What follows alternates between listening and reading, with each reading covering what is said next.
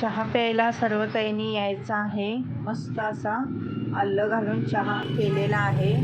मी आणि आमच्या त्या शेजारच्या ताई आहेत, दोघीजण चहा घेत आहे.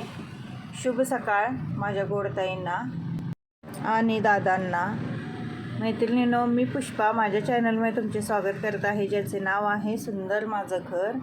आणि हा व्हिडिओ आहे तो मैत्रिणींनो, अमावस्या होती बघा, मौनी अमावस्या होती, त्या दिवशीचा व्हिडिओ आहे.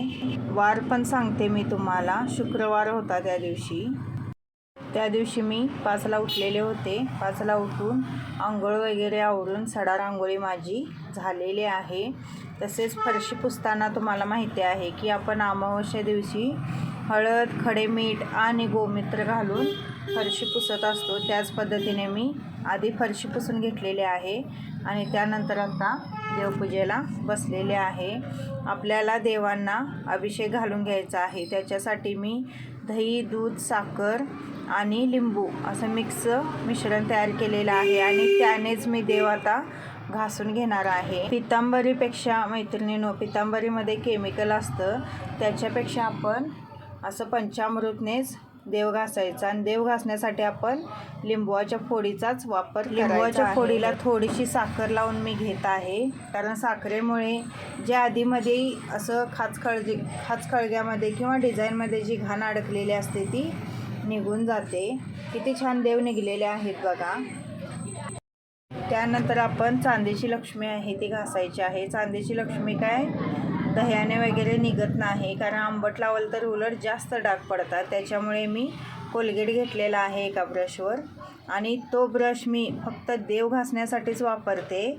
म्हणजे नवीनच ब्रश आणलेला होता तो देव घासण्यासाठी, त्याचा वापर देवाच्या मूर्त्या घासण्यासाठीच मी करते. आणि बघू शकता तुम्ही, चांदीची लक्ष्मी पण आपली किती छान निघलेली आहे. कोलगेटमुळे चांदीच्या ज्या मूर्ती वगैरे असतात मैत्रिणींनो, आपलं पैंजण जोडवी त्यासुद्धा खूप चांगल्या निघतात. त्यानंतर आमच्या शेजारच्या ताई आलेल्या होत्या हळदी कुंकवाला. त्यांनी हळदी कुंकू घेतलं, त्यांना मी पण हळदी कुंकू दिलं. एकमेकींना हळदी कुंकू आम्ही दोघींनी पण दिलेला आहे. आणि त्यानंतर मग पुढच्या कामाला सुरुवात.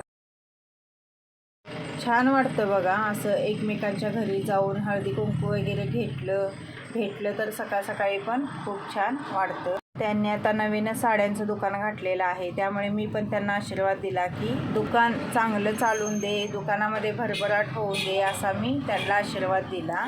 चांगलं वाटतं बघा, एखाद्याला आपण असं बोललो तर त्याच्या मनाला खूप समाधान वाटतं. त्यामुळे समोरच्याच्या मनाला समाधान वाटलं यातच आपल्याला आनंद मानला पाहिजे. अमावस्येच्या दिवशी मैत्रिणींनो, आपल्याला घरामध्ये पण काही उपाय करायचे असतात. पितरांसाठी घरावर आपल्याला हळदीचं पण उंबऱ्याला करायचं.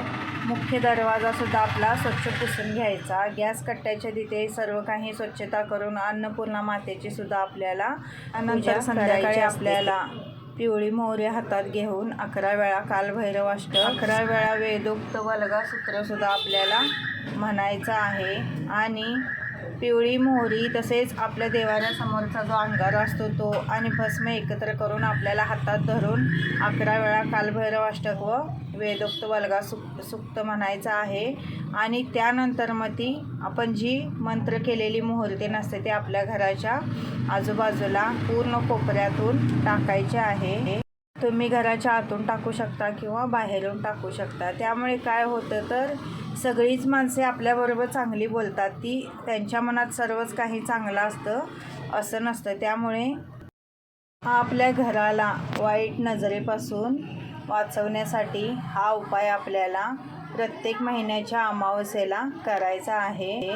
मैत्रिणींनो, व्हिडिओ आवडल्यास प्लीज चॅनलला सबस्क्राईब करा. व्हिडिओला लाईक, शेअर आणि कमेंट करायला अजिबात विसरू नका. आणि असेच नवनवीन व्हिडिओ पाहण्यासाठी माझ्या चॅनलला सबस्क्राईब करा. चला तर मैत्रिणींनो, पुन्हा भेटू काहीतरी नवीन घेऊन. तोपर्यंत धन्यवाद. श्री स्वामी समर्थ. श्री गुरुदेव दत्त.